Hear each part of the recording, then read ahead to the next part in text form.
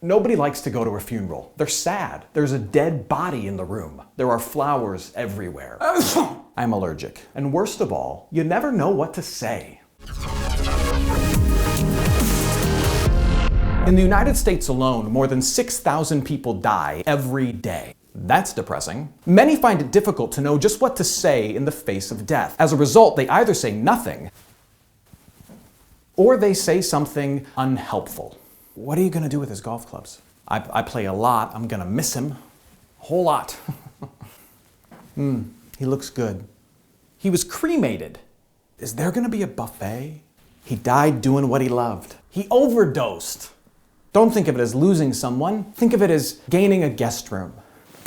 So how should one act at a funeral? First, one of the simplest and most appropriate gifts you can offer to someone who's experienced a loss is to simply affirm their grief. Recognize through your words, your presence, and your posture that the loss of their child, their spouse, their parent, or their friend must be a source of tremendous pain. Often, people of faith will say things that do the opposite, that subtly pull the rug out from under a person's grief. We should really be celebrating. She's in a much better place than we are. I wish I was with her. Wait, is that bad? While well-intended, these words imply that those who are grieving should feel bad for feeling bad. Such words conflict with the Christian teaching that death is the enemy, something that, yes, has been defeated by Christ, but stings us still until his return. In the Christian worldview, mothers were never meant to bury sons. Husbands were not supposed to place their wives in hospice. The world was not intended as a place to escape in favor of heaven. Sin entered and ruined something good. When death happens, we should mourn it, grieve it. We should let people cry and be sad about it. We shouldn't kid ourselves that we're somehow okay with it. We're hurting, and for good reason. It's not supposed to be like this.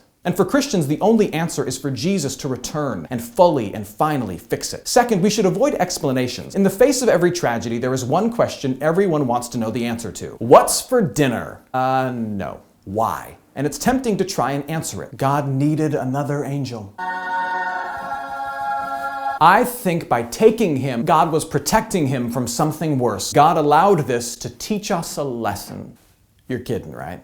But here's the truth. You can say those things, but you don't know those things. And the end result is never comfort, but always confusion. When we try to explain God's intentions, we end up making God the enemy. So if you're a Christian, stick to what the Bible has made clear. Death sucks, God is good, and Jesus is fixing it. Third, just be present with them. Forget trying to say the right thing and instead focus on being near and available for those who are hurting. This is especially true in the days and weeks after the arrangements are over and those who are grieving are expected to move on. Hello? Anybody here? Visit them, call them, be with them. Ancient Judaism has a practice called sitting Shiva. When someone died, it was expected that friends and family would come and simply sit with them, often on the floor or a low stool. Hi, right here. I'm here to sit Shiva with you, to represent that they'd been brought low together by grief. Sit Shiva. Have to be really careful about how you say that. And there were no words, just silence.